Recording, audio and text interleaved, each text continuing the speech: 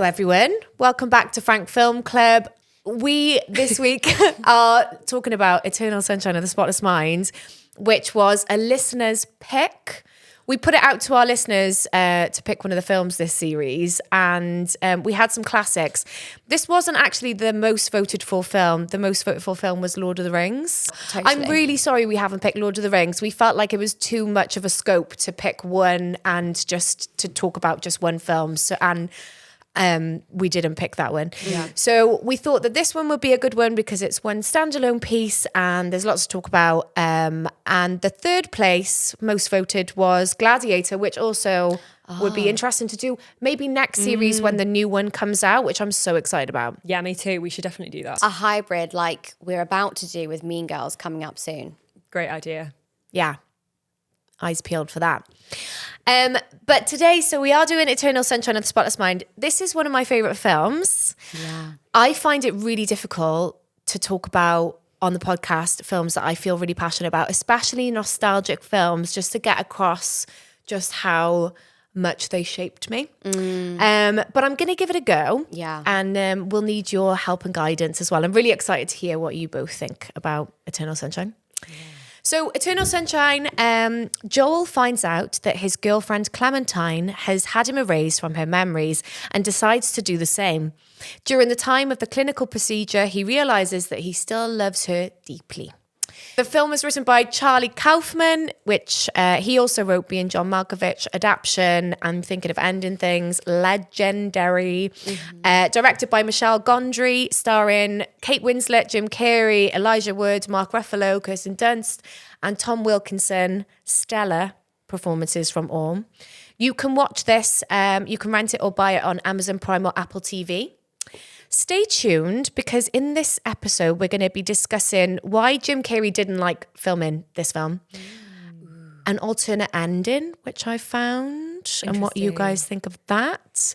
And just generally about the cult following of this film and why it really touched so many people and how it resonates with you today. But before we get into all of that, how are you both doing? Yeah. Well, thanks.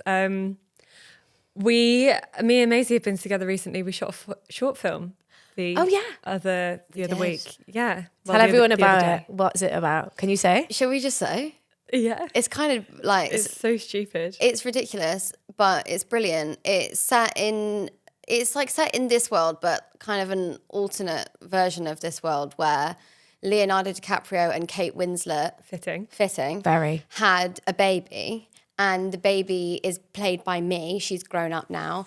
And she's a Nepo baby. And the film takes place on the day that the massive Vulture Nepo baby article came out. And it's just a turbulent day for this young starlet who actually hasn't really done anything successful in her career. And it's kind of mad that she's, posed next to Lily Rose Depp when Lily Rose Depp is a star. And Coco DiCaprio is nothing of the sort. It's just bonkers and great fun, and it came from Larry's head. Well, it came from both of us really. We're a little bit drunk one night. We wrote it on the notes app, and then had a spare day, and we shot it. It was great, so fun. I can't. So what are you going to do with it so people know? Are you going to try and festival how it? It turns out. Okay. Yeah, we're about to edit it. If it's absolutely awful, probably no one will ever see it. Yeah. If it's absolutely amazing, we will be sharing. Everyone will see it. Yeah.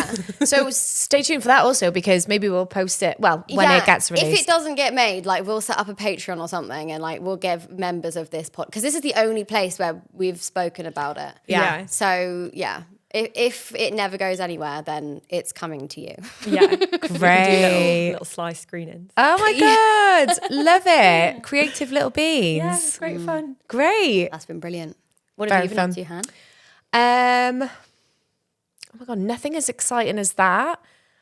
I've been really busy, but just annoying bits, when you're in the middle of a few projects and nothing's really going over the line, but you've got to do all of the legwork. Yeah. That's happening a lot. So we're all working towards something, but I'm in the grey, in the grey of it at the minute. Right. And can't really see the wood for the trees. Oh, well, fair play for keeping going. Yeah. Yeah. Yeah. It is 80% that. Yeah. And if you can keep going through that, that's what gives you your extra 20%. Exactly. It's kind of, an industry of resilience. If you're going through hell, keep going. Yeah. As they Who say. said that? I don't know. Hannah Marie Williams. Me Now. just now.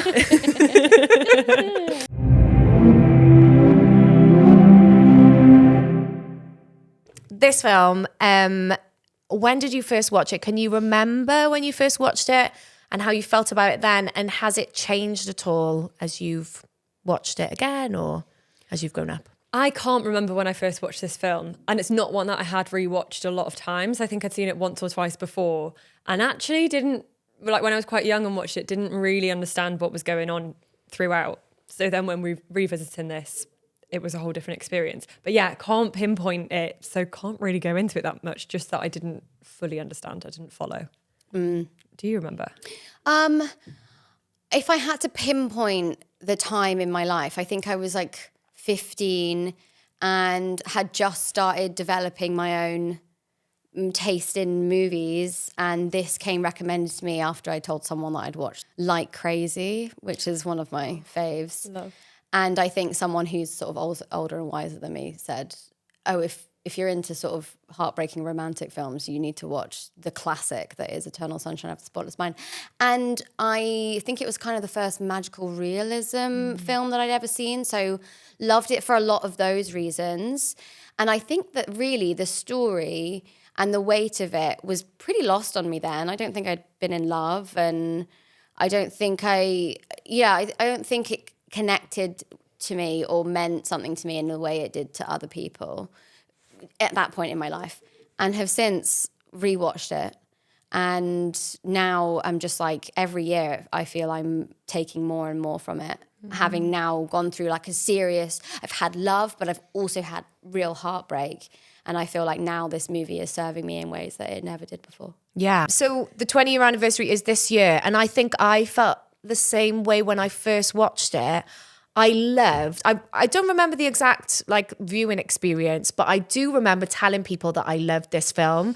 And I remember being really proud of myself that I liked this film. It's a cool film to love. Yeah. Yeah. I think it's one of those, isn't it? Yeah. And then now when I watch it, everything, that's why I asked that question. Like, the more that I've experienced what a relationship is like thinking of your partner, and those moments that sometimes feel painful, but also help shape an overall experience of what a relationship actually is, just resonates so much more with me. And it breaks my heart every time I watch it, but just like in a really beautiful way that I want more of it. Yeah. It's really lovely. Yeah, it is. Well, why do you think it's got such a big following? Ooh, that's a really good question. I don't know, because I feel like at the time it is still now a standout film. But I feel like maybe now I could liken it to more films that have come out in recent times. Maybe it was standout because it was like it's futuristic. Well, obviously at its core, the film is told so incredibly, and it's so emotional, and you really like feel everything the characters feel because of the performances and because of the writing. But then I think the actual production of the film and like how they've made do, I imagine it was a small-ish budget, or they've made do with what they have in the same way that like Everything Everywhere All at Once did. And they've like really made it magical in a way that is like kind of lo-fi. Yeah. And maybe that made it stand out, because I don't know if that was like being done that much at the time. Yeah. Yeah. Yeah, I mean, it just feels completely unique. I think the concept of erasing someone from your memory during heartbreak is something that like I think we all think about. But then to set this in a world where that's a plausible thing to do, but then all you get to do is explore the turmoil and the joy of love and heartbreak.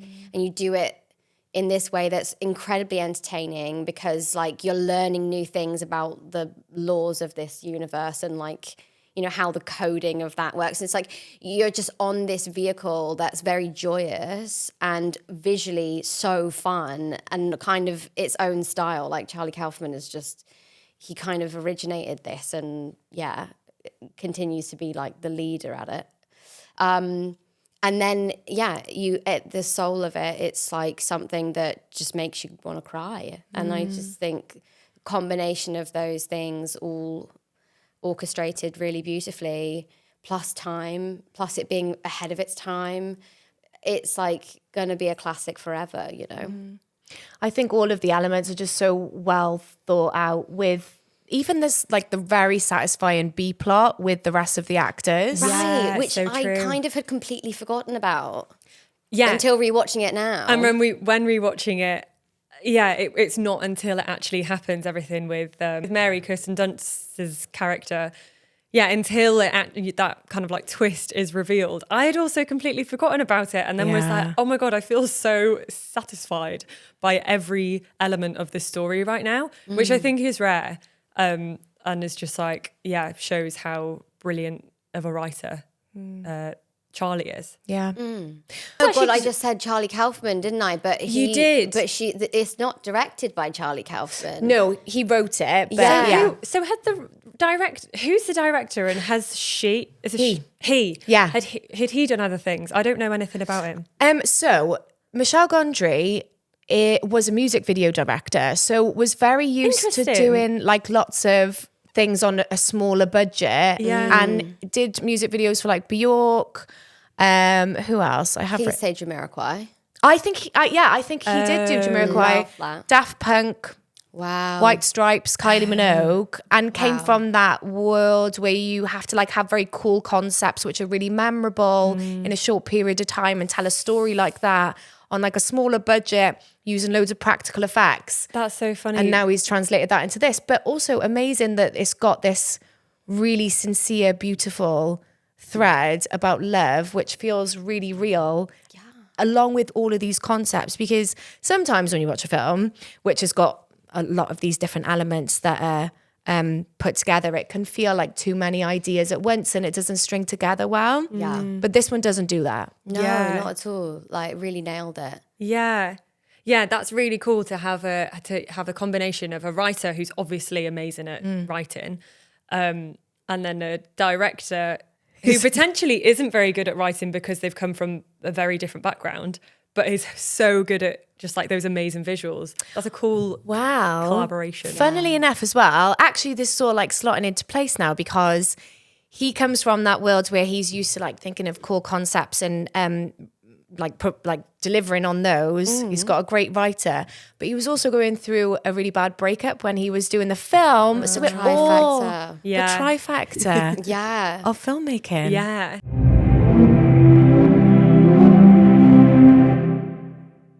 Well, let's talk about the cast, because he has some interesting ways of working with the actors, which I think definitely really help the performances in this as well. First of all, we can't start talking about the cast without speaking about Jim Carrey and his performance in this. Yeah. I love him in this. Yeah, So good. so much. He feels so deeply sad. Yeah. Like he's not performing that sadness. Like it feels very in him. Yeah, it does. So do you think that was, like you mentioned before, he didn't enjoy acting in this role? Is that because he was actually sad, or? Well, he's been very vocal in interviews and he's enjoyed this experience. He's just been really honest with the with some of the elements of working with Michelle that he struggled with. Part of it was that they were filming in the cold and he was doing like 17-hour days and everything was really technical in parts and took a really long time to film. Like, you know, the scene in the where they're in the sink. Yeah. So it's basically like a massive hot tub that they're actually in, and then the arms of the mum washing them in the sink is like a puppet, like a real puppet. And they were in there for so long that Kate Winslet fainted. No. Oh my God. And there's behind the scenes video of it, and he's like kicking off about Jim Carrey. Yeah. Wait, who's kicking off? Jim Carrey's kicking off at the director. Yeah, Because- like the conditions yeah, are just The not. conditions were not right. That is bad. Whoa. It is Well, yeah, bad. fair enough to then out the director for that, or out the team. I guess it's not just the director's job, but yeah. Yeah. Oh my God. And that's good to know, kind of thing, that he can be vocal about that, and like we can all be aware of it, because it doesn't change my view of the film. I still love it, and I'm like, put the actors to work. No, I'm kidding. But yeah, I don't know. There are certain. This is like a real moral quandary that I have about a lot of art.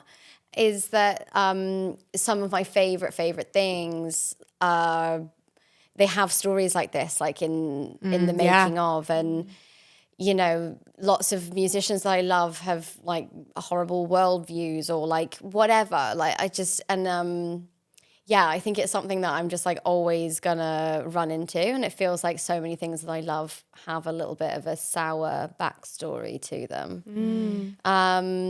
But I'm going to go ahead and say it was a different time and they're all fine now. Yeah. It's for me as well, because I work with so many directors that I feel are creatively so exciting and interesting. And sometimes the way that they want to audition talent, for me, I'm like, we can't do that. Right. And this is how I feel when I've worked with directors who are really intense and do things again and again and again, and they're very cold and they don't praise you and they don't, I mean, it depends on what the role is, but like, I love it. I love what it does. Yeah. Yeah. Like I hear the Shelley Duvall of it all, and I'm like, I just like kind of love that, like that idea of being worked with by a director like that. Like, listen, that doesn't mean that it's right. That doesn't mean that Shelley Duvall wanted that. Like, but like, that's kind of something. I love when fiction and reality start to slightly blur when I'm making something. Yeah, I agree with you. But as well, for me, like, it's difficult. I would never be, I am the gatekeeper and like the protector of the actors. You have to. So it's really interesting to hear that you think like that. And I actually think a lot of the times the actors that I work with might feel the same way to like being pushed, but it's when things go wrong and that hasn't been like, you know, protected from the get-go, then it becomes very, very complicated. And, you know, I've never been in that situation, but if I was, I know that having said this on this podcast, you know, like,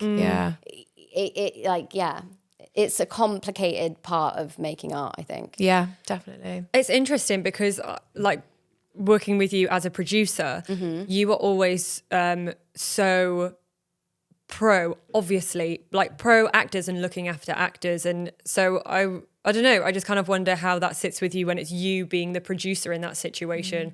Like, do you still think, well, you want to work the actors hard? Because I feel like you don't, you really, really want to make sure that the actors are like, okay, which is good. Yeah, but definitely. It's funny that you don't think you don't worry about that for yourself. Yeah, that is interesting. I feel, is this example of the short film that we did, or just anything? And just like throughout, you've always been like, with any of our projects, you're like, and we need to make sure that we're doing this for the actors as well. Yeah. I guess it's because I feel like, in this, it sounds like it's a combination of things. There's the way that Jim was working with Michel, and then there's also the hours that Jim was working. And I feel like I can work really intensely with a director and we can do a billion takes, but as long as my hours are being met and I get to have an hour of lunch and I get to have a full night's sleep. And if you're not having both of those things, then that's when it can get really, really complicated. Yeah. But it's like from action to cut, like I'm very... When you're actually doing the job. That makes sense. Yeah. But that's so actor dependent and director dependent, because I feel like, everyone's got to choose what they want there. Yeah.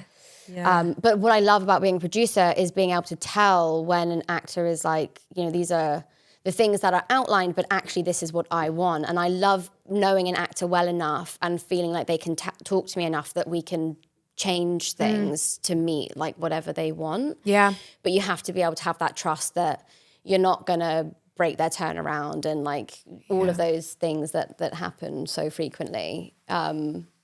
Start off being like overprotective, and then you can start to let the fluidity in as the performances are growing. Yeah, totally. Well, another thing that Michel Gondry did with Jim Carrey, and I've not heard that he said that he didn't like this, but I can imagine maybe this was part of it as well, was that, so Jim Carrey's known for doing a lot of improvisation, comedy actor, and all of the actors were allowed to improv, and he was not. And Michel Gondry would like speak to him and Kate Winslet separately and say to Kate Winslet, this scene is light, it's comedic in some ways. And then he'd say to Joel, to Jim Carrey, Joel, that this is really dramatic and he's really upset in this moment, so that he never brought his performance up to Jim Carrey usual levels that we see him. Wow, that must have been so frustrating for Jim Carrey. But maybe obviously that's what he needed, though. Seems like obviously, that's what made it work. Yeah, because that's like when a relationship starts to crumble is when you stop hearing each other and how you mean things, and everything starts to just get disjointed, and you replay conversations and hear it from a completely new perspective, and you just like you can't meet on the same page. And the joy of being an actor is like feeling the energy and the pace of like everyone you're working with and building a scene together. But when that's disjointed, it can feel like hell actually to act in that way. But for this film, like, though, that's the beauty of the scenes, is that you're watching two people on two completely different pages, and it's like perfect. Yeah. But it's a shame the process of that. I mean, I wonder if Michel had just like Jim Carrey's a seasoned, incredible actor. If he had explained that more and said, like, I'm gonna be feeding you different lines and, you know, guidance here because I'm loving that it's making you both just not gel on camera. And Jim could have got behind that. Yeah. Do your thing. If it is, so this is from my research, if that is the way that it was done and he was, it's very exclusionary to trust your other actors to do what you want them to do and not trust it's not very nice. It kind of keeps him like, oh, he's a bit silly, he doesn't really get it. Yeah. And he does. He's obviously an incredible actor. Choices. So yeah, it feels like maybe it wasn't gone about in the right way, and that actually I think you should trust your actor to, like, yes, using those techniques, feeding them different pieces of information is really, really useful, but don't like act like they're stupid. Yeah. That's one of my big qualms. I feel like, I mean, I think this is different for all actors, but when a shot's not working and you see like the producer, the cinematographer, the director and the first all like huddled around the monitor, like discussing, I'm like, could you speak up a bit? Because I'm pretty sure I can help you out here if something's not working.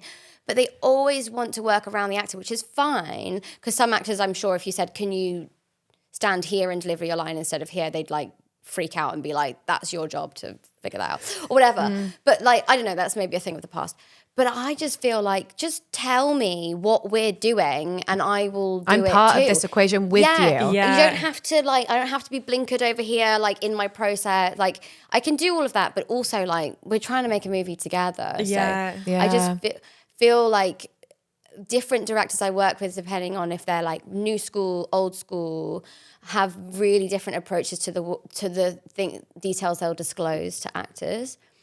And it can sometimes feel like you're just a baby and nothing's working and they're just going, everything's great. And I'm like, I'm pretty sure everything's Why are we not on like the 100th take? Yeah, but it's just, and then I'm sure there's some actors that just wait until someone says for them to do something and they're not even, you know, I don't know actually. I'm just kind of spitballing in my mind. Yeah, from your own experience as well. That's all we can do here, girls. Yeah. That's all we can do. Exactly. And also, like, we don't know for sure how much and how little Jim Carrey knew. And this is like what I found online. But theorizing over the theory, you know, this is not the right thing to do in my mind. Didn't work. Didn't for him. For the actor, worked for the film apparently because the performances are amazing. Yeah.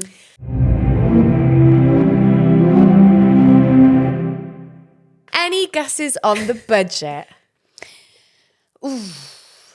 I said low. I said I thought it was low earlier, and then as I said that, I was like, I don't think it was that low. When was it made? 2001? 2004. What about like 5 million? Okay. 8 million? 10. I'll stick with 5 then. 5. 10. 5. But I feel like Kate Winslet was like She was a goer. They were And Jim putting away Carrey. some serious cash at this point. So Right, like, why don't that you go could to be 15? I'll go to 10. Okay, 15. 15 and you go 10. Okay, Right. great. 20. Wow, gosh. 20 milli. And it's made 74. It was nominated for... Oh, it won the Oscar for Best Original Screenplay. Good. Gosh. Nominee for Kate Winslet. So shocked not a nominee for Jim Carrey. Gutted Yeah. about that, to be honest. Yeah, that's a big Yeah. shame, actually. Me too. But That feels so Oscar-y not to let him in. Because for reasons, that we've chat about a lot.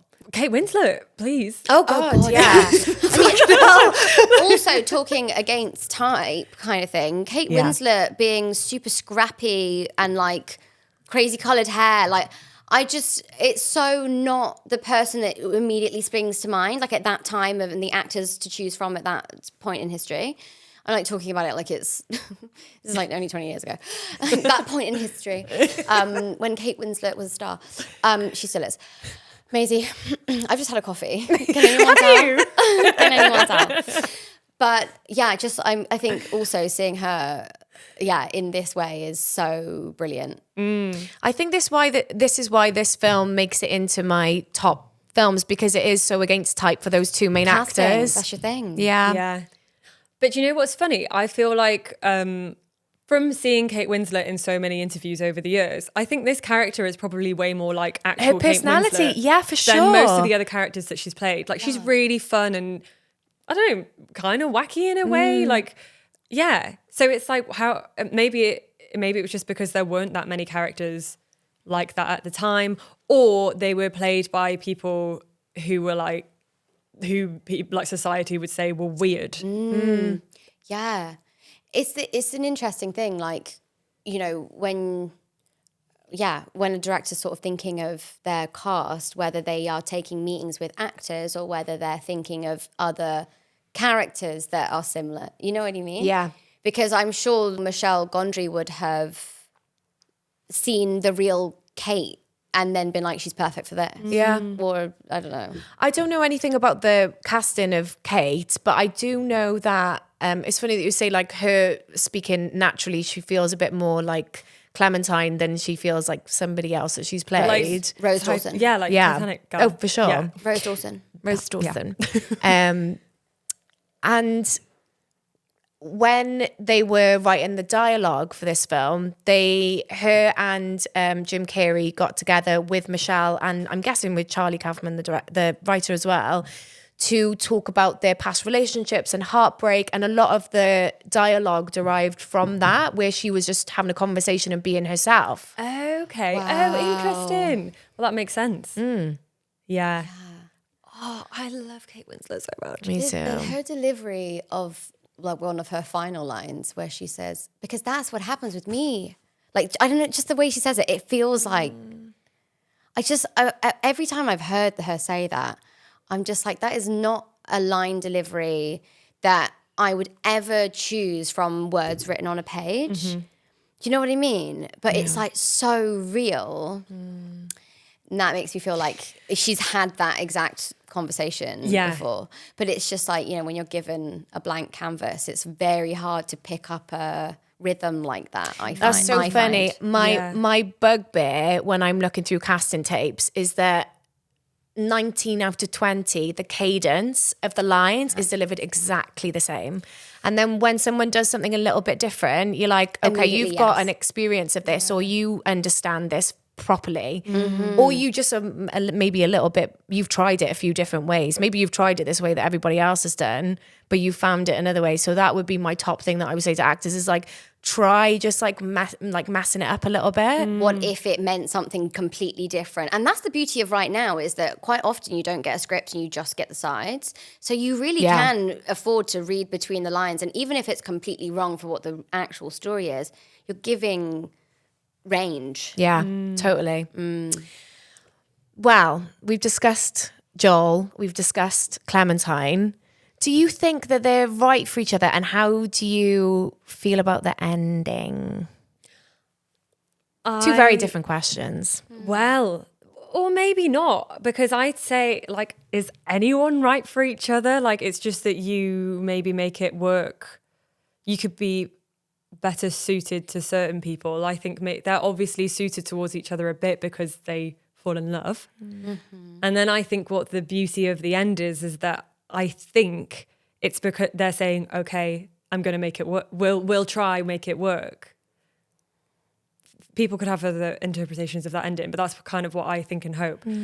So I'm like, I don't know, maybe they're not, maybe no one's right for each other, but I believe that they're going to try.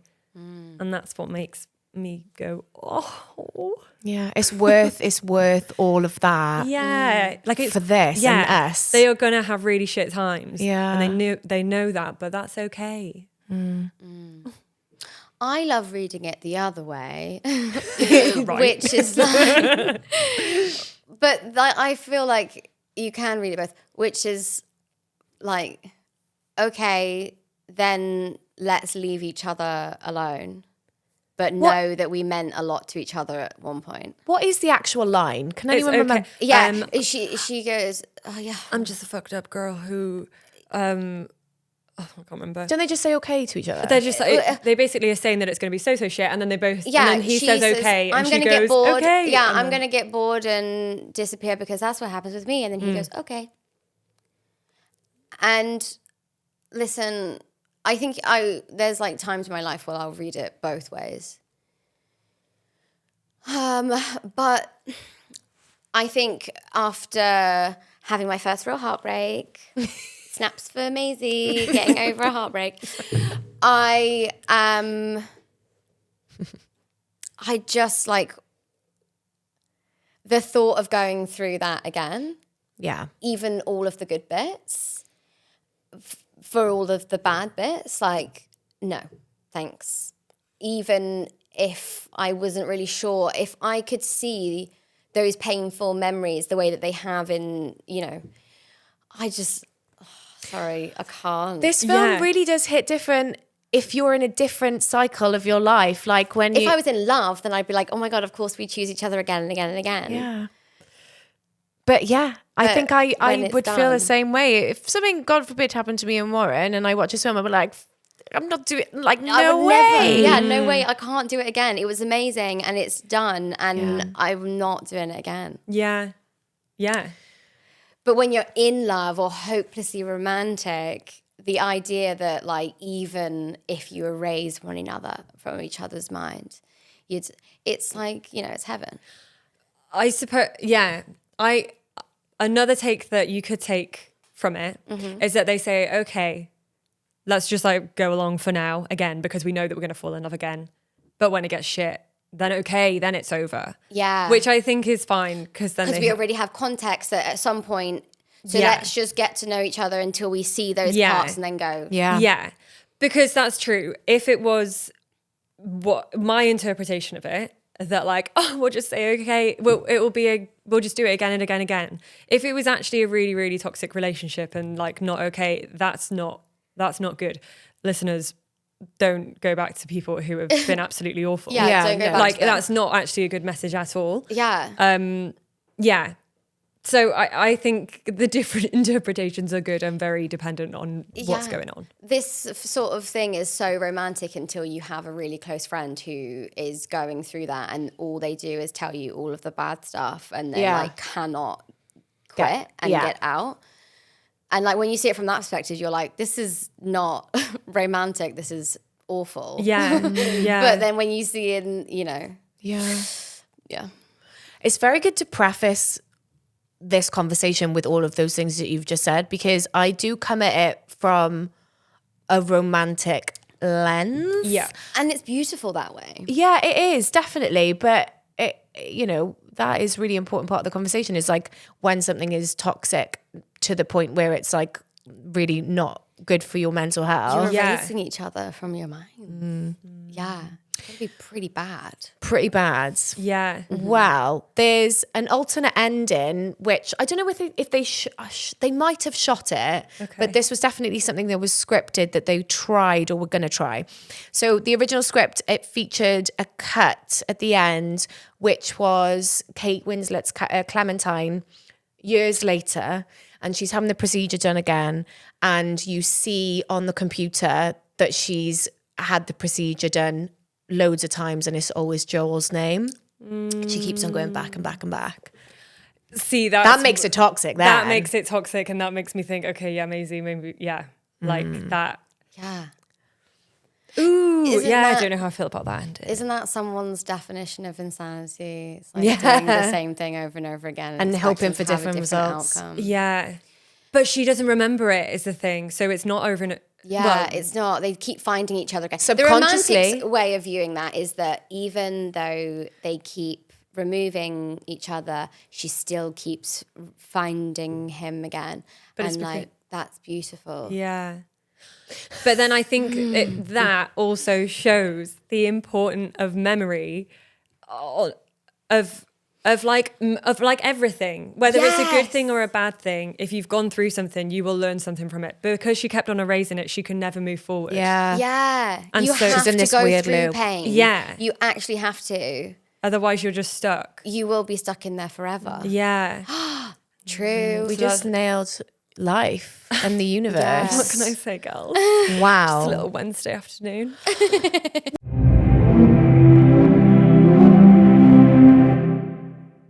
Would you erase anything from your life, be it big or small? No, for the reasons that we've just sort of said. Because I've thought about that a lot, and it's a question that I've been asked in so many different contexts. But I mean, there would have been times for sure where I would have said yes. But being a proud graduate of the therapy machine, I'm kidding, I'm still going. I feel like there has been no greater freedom than going through digging it all back up again. It's been awful for myself and a lot of people around me. And, you know, that's not great. But now, like, life can begin. Yeah. And I just think, yeah, all those lessons, no one has to go through any of those things in order to be able to, like, live a good life. But the fact that people, like I have been through those things, has shaped everything. And now I have all of these lessons. And yeah, there's like horrible days, but, you know, I'm not making the same mistakes over and over and over again, walking into the same people, like, you know, falling in love with the wrong hearts. Like I feel so like I'm a book being written rather than just like spiraling into pain. Yeah. Which kind of is what happens, I think, when you don't deal with it because you think that's in the past or that's gone or whatever. Like, I'm going to just keep moving. It's like you kind of have to go back to go forwards, I think. This is just my perspective on it, but No, I think that's a lot happier now than I was 5 years ago. Yeah. Yeah. Yeah. Yeah. What about you? Yeah, I also couldn't. I was thinking about this after watching it. Would I have anything erased? And for the reasons that we've all just said, I wouldn't. But then also something that was making me think, because I was like, well, are there any things from my life that I would like erase? But no, it's not that, is it? Not, I don't think I would anyway. But it's not that. It's erasing it from your memory. It would just be from my memory. So say I'd done something really bad to one of you. Yeah. If I erased it, it would still have happened and you would still remember it. True. And so like that's also an issue in this whole concept as well, that like you still did it. Yeah. Yeah. Yeah. Whatever That's it still might you as a be. person. You Yeah. can't, yeah.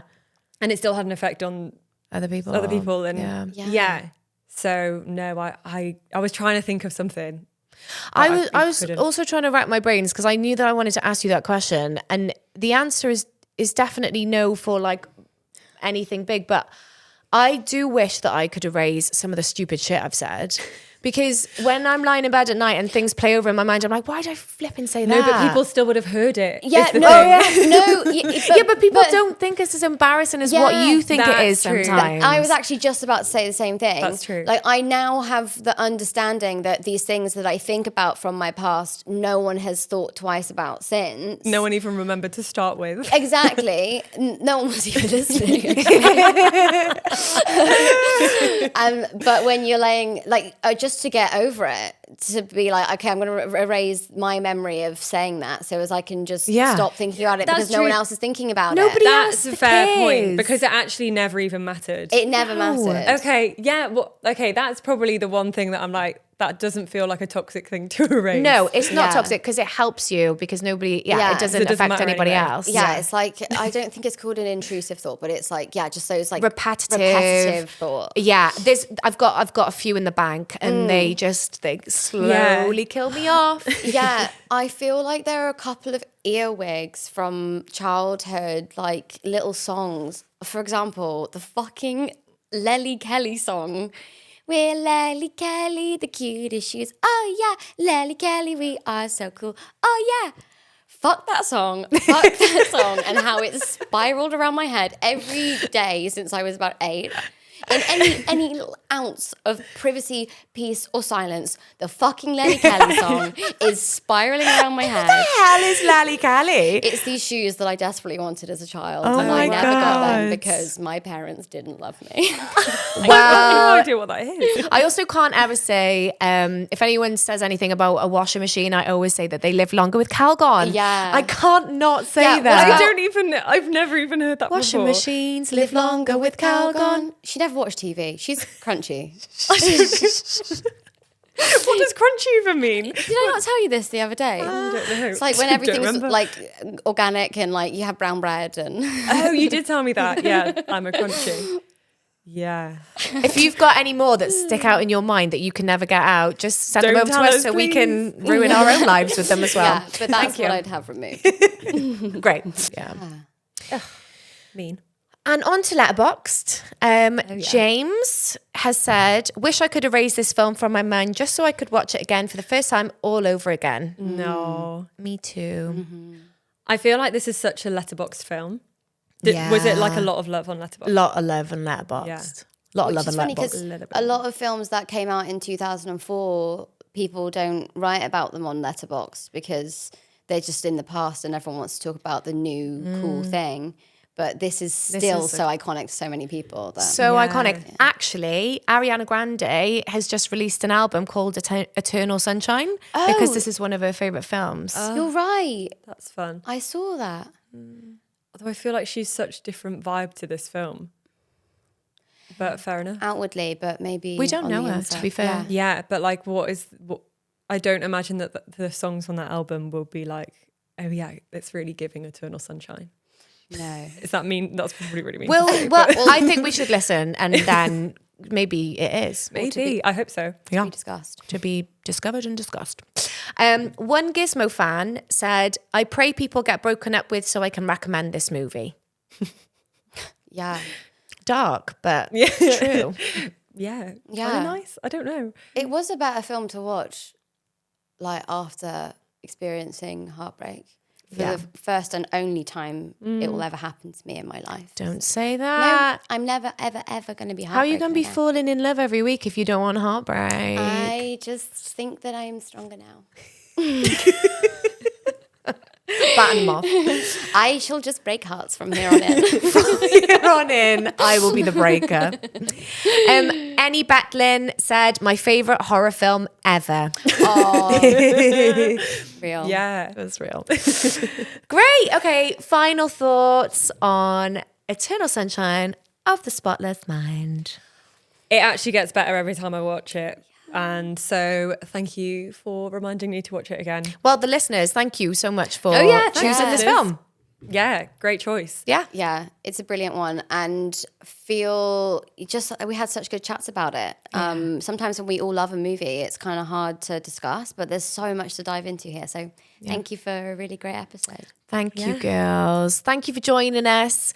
Let us know what you think of Eternal Sunshine of the Spotless Mind and any other film that you want us to listen to, and we will try and talk about it here.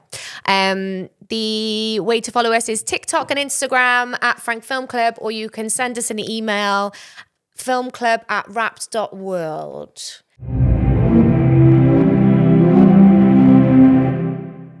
Next week, we're going to be talking about Priscilla, which was written and directed by Sofia Coppola. I think you can watch it on Mubi. Yes. So give it a watch. It's a good one. And meet us back here next week for more Frank Film Club.